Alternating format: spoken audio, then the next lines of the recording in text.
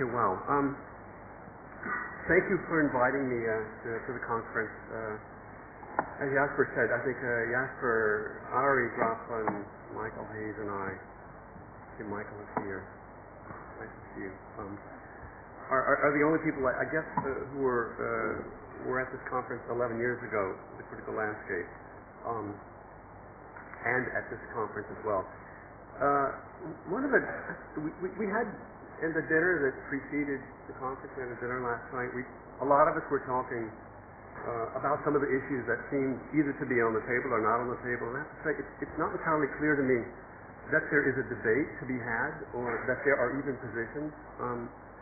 There are interesting, I think, developments that have occurred in the last 6, 7, 8 years around, for me at least, around the ideas of architectural or design thinking. So what I want to try to do a little bit here, can you hear me? Yeah. What I want to do is to act almost, I'm going to do something that I rarely do, which is to act as a historian, a pseudo-historian. I kind of want to write a little pseudo or plausible history. And in some ways, by doing that, I think I don't depart too much from the kind of projects that really got articulated 11 years ago at the Critical Landscape Conference. My real interest in what I think is being described as a debate really has to do with with a shift in what, as I said earlier, I would call design thinking. Heidegger wrote an essay toward the end of his life, which he asked, what task is reserved for thinking at the end of metaphysics? In other words, having made a critique of metaphysics, Heidegger asked, what now can thinking do? My presumption in I guess in laying out a chart like this, and I'm going to maybe talk a little bit more about this, is that theory is a particular kind of thinking. And what I want to try and do a little bit is historicize that. While I don't want to lay out a position that's anti-theoretical, I think what I want to say is that theory arose at a certain moment. It had a life. That life, at least in terms of the kind of life it leads in directing practice, I think is over with. And I think many of the people, and in fact many of the practices that Bob and Sarah talked about, and the kinds of practices I think that Stan Allen was talking about earlier today, are practices that are engaged in a very different kind of intellectual activity. I don't think it's an activity, it's not a vanguard activity, it's not an activity where thinking guides doing in the way that it did with a philosophical discourse or a theoretical discourse. So I want to lay out a little bit of this, and as I said, this is a kind of pseudo-history. It's a plausible history, and we can have discussions or not about that. So the question, if Heidegger asks, what task is reserved for thinking at the end of metaphysics, having critiqued metaphysics, what I want to ask is, what task is reserved for thinking at the end of theory, if in fact we've come to the end of theory? That is, and by theory, as I said, I really want to insist on the emergence of a kind of thinking discourse that pops up immediately after '68. It pops up in the States initially at a conference at Johns Hopkins, and kind of spreads throughout the architectural, spreads throughout the academy, eventually ending up in the architectural academy. And I think we can see a kind of an end of that intellectual project. And it comes about at the end, especially in architecture. It comes about at the end of the publications of any. I think the last issue of Assemblage, which Stan talked a little bit about earlier. Michael may even talk about that later on. I think that project kind of comes to an end at that point. So what I put up here is a little chart, and the argument simply is that modernization continues.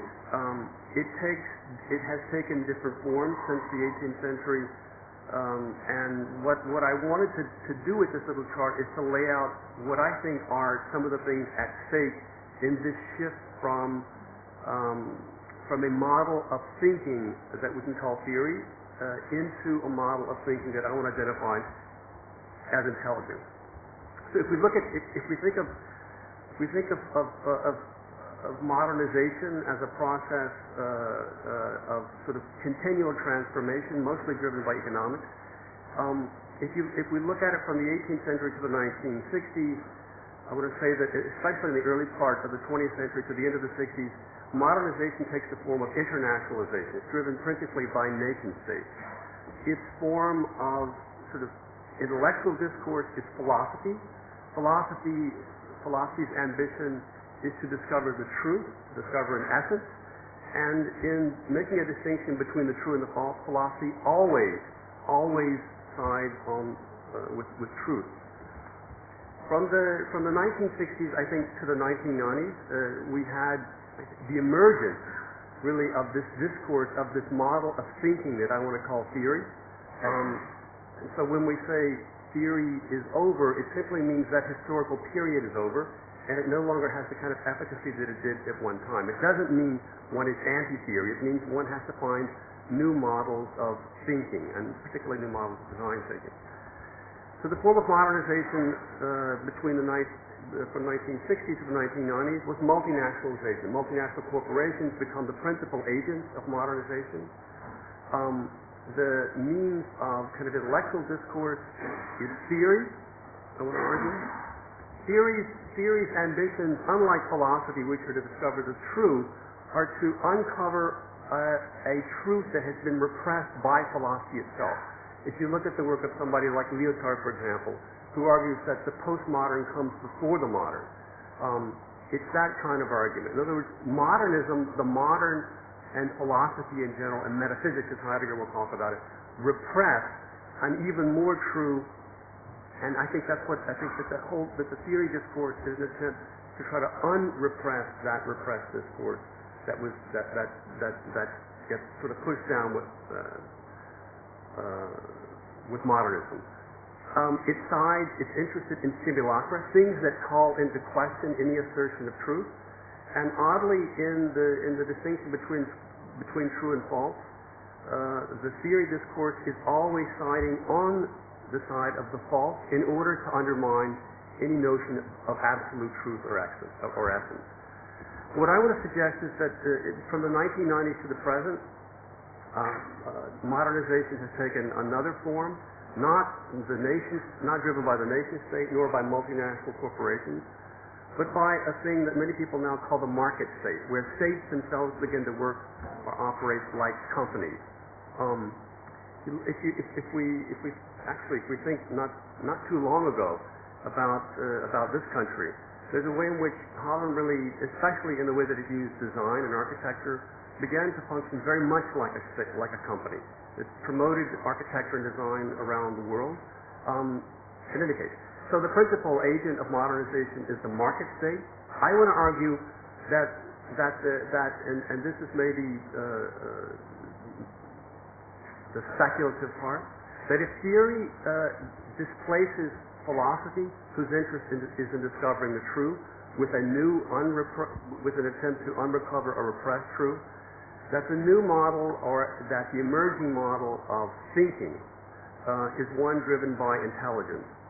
Intelligence is not so much interested in the true, nor in critiquing any notion of an absolute truth, but instead in transforming chatter, enormous amounts of data, into actionable intelligence. In other words, its interest is not to discover a philosophical or religious truth, nor to critique any form of philosophical or religious truth, but to transform reams and reams and reams of data into actionable intelligence. It's interested, consequently, not in essence, nor in simulacral critiques of essence, but implausible truths. That is to say, truths that are produced and that might be true. They're little truths, and they are little truths that have a kind of actionable and intelligible impact on the world. Let me move quickly. I don't know how much time we wanted to. I think we wanted to lay out just a couple of. Each of us wanted to lay out a couple of terms and a couple of pieces of an argument, and then we wanted to maybe open up amongst ourselves and even to you some time for discussion. Let me just say also. It was George Baird's lecture was alluded to earlier by Jasper. I didn't see the lecture. I assumed the lecture that was published in Harvard Design Magazine was a lecture he gave at the Delft Design School. Is that not true? Yeah, it is. Yeah. In which George, in this essay, I think, in an interesting way, suggested to you at the Delft Design School and to Holland in general, maybe into Europe, that as you were beginning this new theory program, that it might interest you that many people in the States who used to be engaged in theory are no longer engaged in theory, and in fact are arguing that something else is emerging.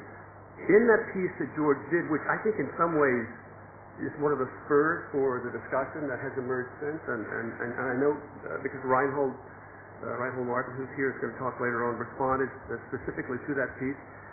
George laid out some things in the piece that I think are right, and there are some things that are wrong. Some of the things he laid out in terms of these models of design thinking that come after the critical, these post-critical models. George identified, and I think also it was alluded to earlier by Jasper, that many of the people engaged in these means of thinking and in practice were involved in a kind of Oedipal critique.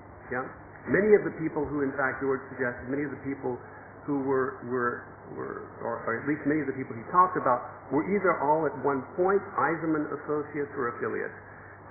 That is true, I think, of some of the so-called post-critical people. That was never true of me. In fact, in some ways, I'm not entirely sure how I'm engaged or involved in this debate, except that I agree with everything that Bob and Sarah and Stan said so far. So, to that extent, I'm on their side. If I can help, I will. Yeah. I'm helping. Let me say that, so just to continue the little chart that I did earlier and pick up with this one, the real argument I want to make is that there's a different relationship between thought and action that has emerged with the demise of this theoretical paradigm, with the end of theory. And it goes something like this. If in the philosophical paradigm, the paradigm that I'm suggesting goes from the 18th century really to the end, to the end of the 60s, thinking guides doing, and it's very much in a kind of an enlightenment sort of process. If you look at it in modernism, it happens with the Modernist Manifesto. Research is engaged in the discovery of an absolute sort of truth. Those truths are often written down in manifestos, and those truths are then built for the future as perfection of those set of principles. So what you look for, what philosophy is engaged in, is a discovery of a set of the 10 principles, the 5 principles, the 15 points, manifestos. Yeah. With theory, something really interesting happens, and that is initially it seems as though theory is engaged in a critique of that enlightenment project. But in fact, what really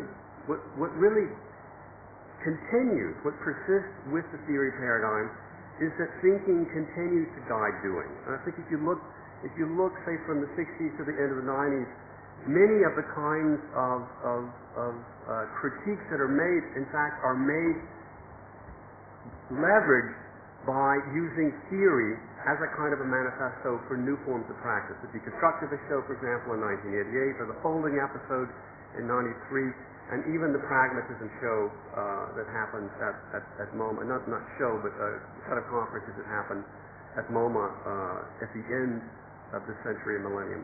In any case, what I want to suggest is that a kind of utopian vanguard gets displaced by a theory vanguard. By vanguard, I mean that again, research is engaged in the discovery of a truth, a set of principles, a set of beliefs, and those set of principles or sets of beliefs guide action. Yeah?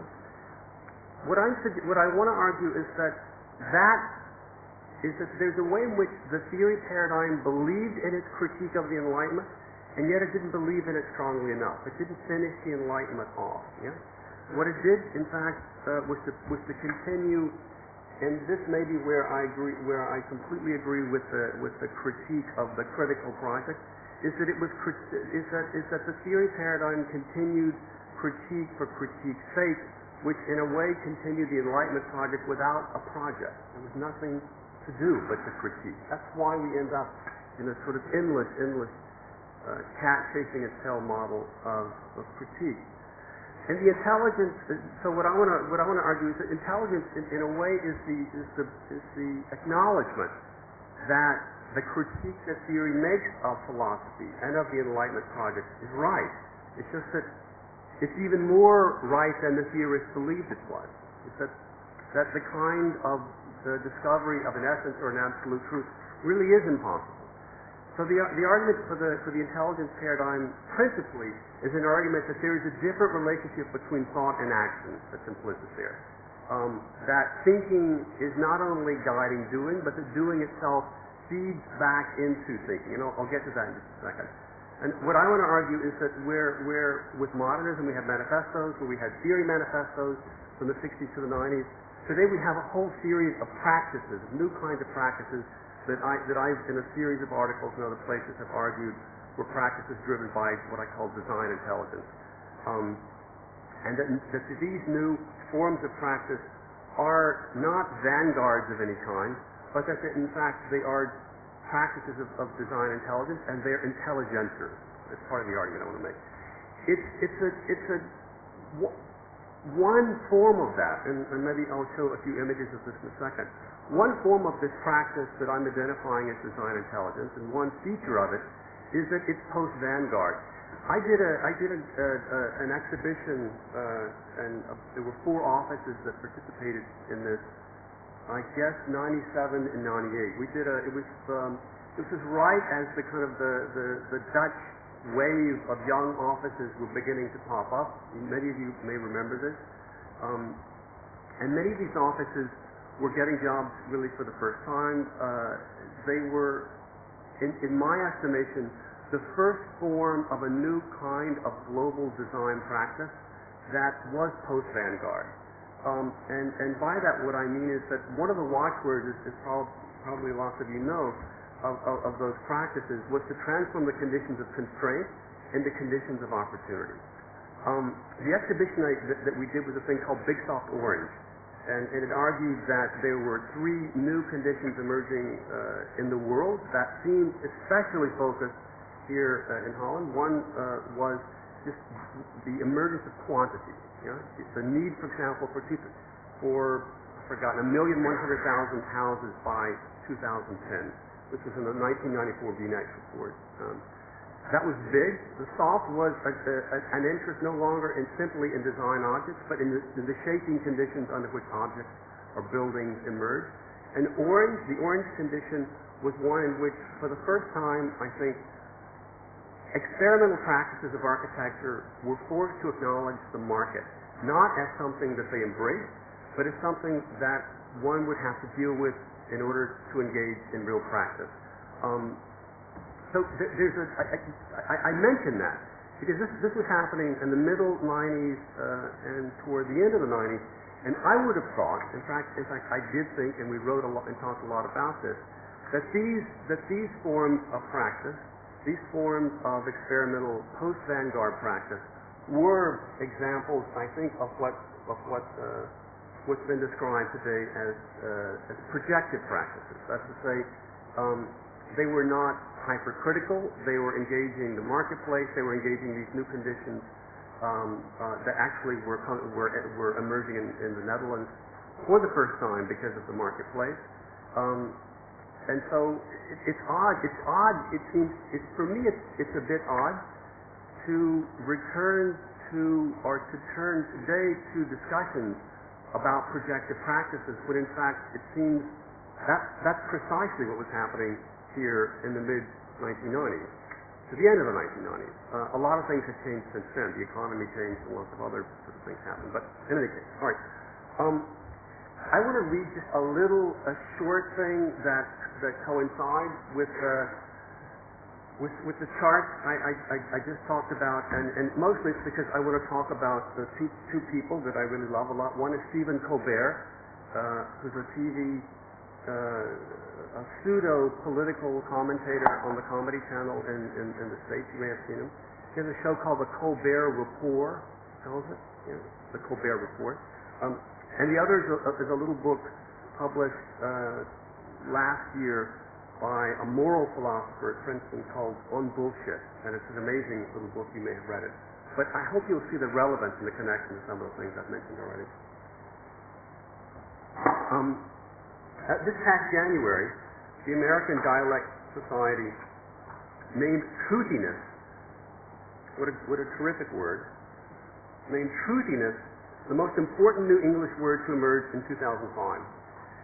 Besting such words as podcast and rendition, truthiness was honored with the Society's highest honor, Word of the Year. Though it can be traced in the OED, the Oxford English Dictionary, to 1824, truthiness was reinvented and popularized this past October by mock political pundit Stephen Colbert in the inaugural episode of his comedy. I guess that was just too much truthiness. Oh. What shall we do? Well, look. What I'll do is I'll keep talking. Yeah. Are we completely blown up? The fever is the problem. I'll try to go on without it. The images are the only good thing about what I learned. I'll talk about it. I'll do this anyway. Colbert introduces this word truthiness, and one of the interesting things about truthiness is that it's a word that became really popular in the States over the last year. Oh, there he is. It became popular as the truth itself became less useful and interesting and compelling to people. Yeah. Okay. So Colbert introduces this word in his first show. According to Wikipedia, Colbert used the term to describe the quality of preferring concepts or facts one wishes to be true rather than concepts or facts known to be true. Truthy gives the appearance of truth without worrying too much about the past. It's incredibly useful. As the Macmillan English Dictionary Word of the Week website observed earlier this year, I don't think I have it, yeah? Truthiness is a very useful concept in today's society because the truth is often inconvenient or simply boring. Truthiness has therefore been quickly associated with political spin and fabrication in general. Now, indeed, very soon after Colbert's reintroduction, truthiness became the word of choice to describe everything from the Bush administration's pre-war intelligence to the stealthy answers given by Judge Alito and Roberts in their confirmation hearings for the U.S. Supreme Court to the situation surrounding author James Fry's admission on the Oprah Winfrey Show that his 2003 memoir, A Million Little Pieces, was in large part made up and therefore more truthy than truth. Yeah? Now, Fry's story, the memoir had been a featured selection on the Oprah Book Club list, which drove its sales ever higher. Oprah defended the book initially, suggesting that even if it were a little truthy, yeah, but Fry's story of bootstrapping himself out of drug addiction and becoming a new man had helped millions of people and their own everyday struggles. So despite the fact that it was truthy, it was actually helping people. It was a useful book. Yeah? But when her support redounded negatively on her own truthiness, the essence of her own brand, Oprah turned on poor Fry and humiliated him on national television. One little truthy success story needed to be sacrificed for another. The point is, you may recall that once it was discovered that the book was more truthy than truth, Oprah went after the guy and said, and there was a panel of journalists, and they crucified the guy. Yeah? It was amazing if you've seen it. Okay, now, while truthiness may not be true, neither, however, is it necessarily false. Truthiness approaches but stops just short of becoming a lie. The moral philosopher and Princeton University emeritus professor Harry Frankfurt makes a related point in his New York Times bestseller on bullshit, published this past year. Drawing on sources as varied as philosopher Ludwig Wittgenstein and spy novelist Eric Ambler, Frankfurt, in this little gem of a book, introduces an important and often overlooked distinction between lying and bullshitting, two forms of misrepresentation with two very different views on the truth. Every time I say truth, this is what happens. Well, I'll try this again like this.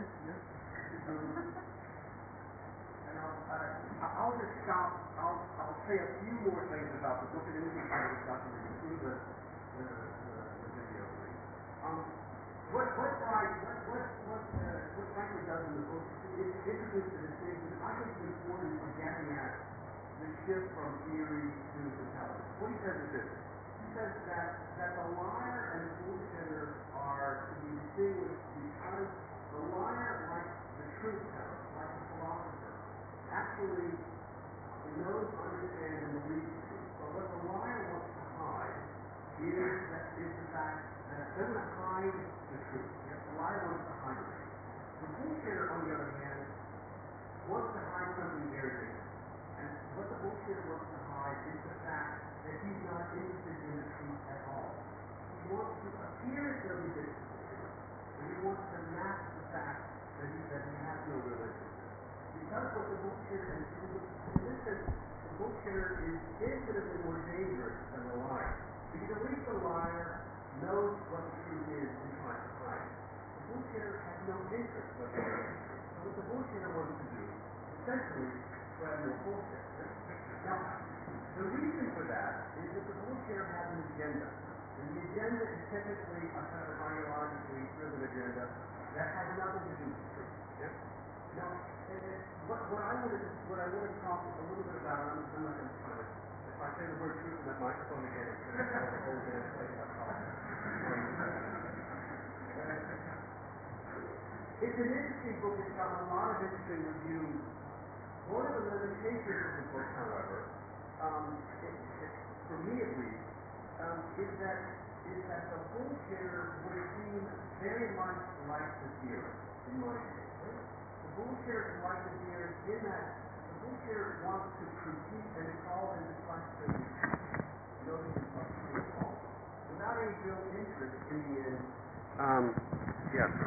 Without any real interest at the end of the day in any form of truth whatsoever. So in other words, the kind of critiques that the bullshitter makes of true and false make it impossible for the bullshitter to make any assertions about reality. And it's for this reason that I wanted to introduce a third term, which was the intelligencer. The liar and the truth teller believe there is a real truth. And in fact, their mission is to discover that, and that discovery leads all of their actions. The bullshitter, on the other hand, wants nothing more than to critique the truth teller, the philosopher, and to do so, in essence, to further their agenda, which has been predetermined. Our esteemed president, for example, in the U.S., I probably will be arrested for this, but is a bullshitter of this kind, right? Has no real interest in the truth, but there is an agenda that pre-exists, yeah? And in fact, not knowing the truth, not knowing the difference between true and false is irrelevant. What is important is to push the agenda. The problem is, of course, the agenda is very often wrong, and it doesn't serve the bullshitter very well, as we are beginning to see. The intelligencer, on the other hand, is interested in something very different. The intelligencer is interested in, as I tried to suggest earlier, implausible truths, in truths that have no, how would I say this? Plausible truths, and I was going to show two examples of this in contemporary architectural practice.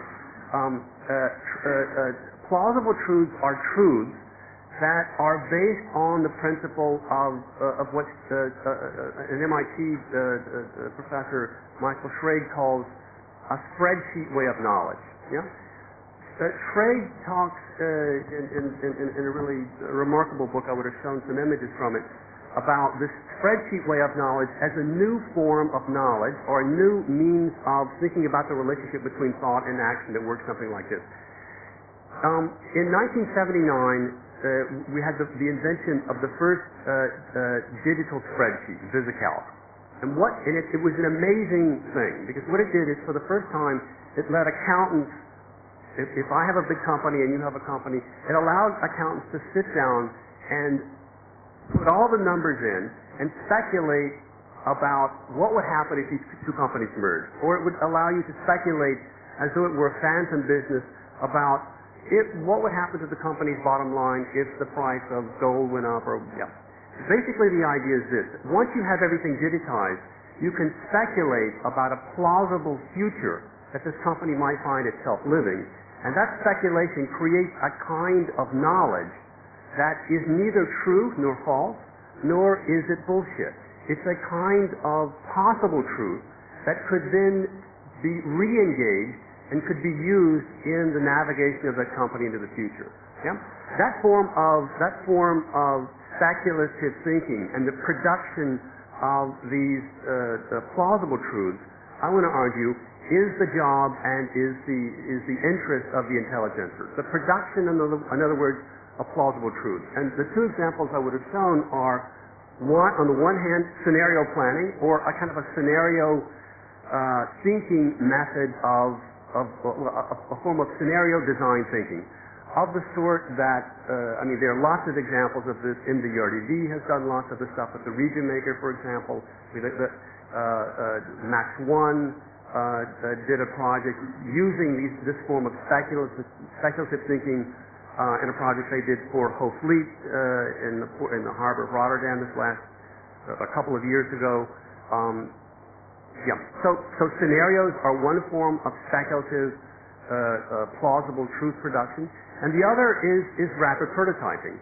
And one of the real problems, it seems to me, with the way in which rapid prototyping is discussed or thought about or used in schools of architecture, especially in the States, but I think it's probably true here as well, is that prototypes become end products instead of means of thinking by doing. Yeah? And one of the things that Schrage talks about is this blurring of thinking and doing.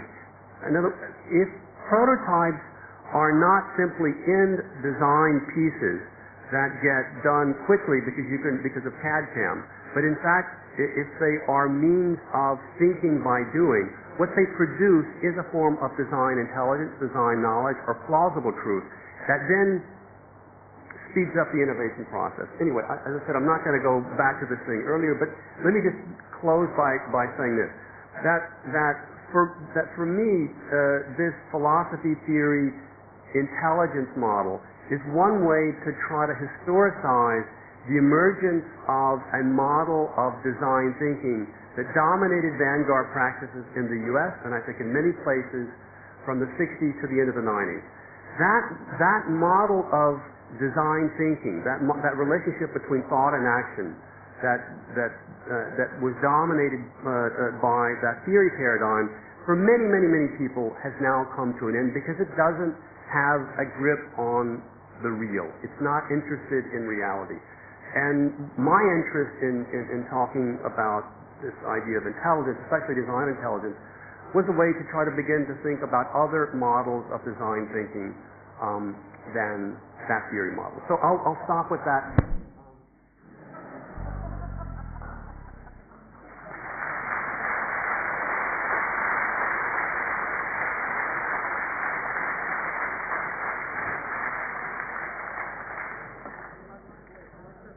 I think we've blown out everything they have here.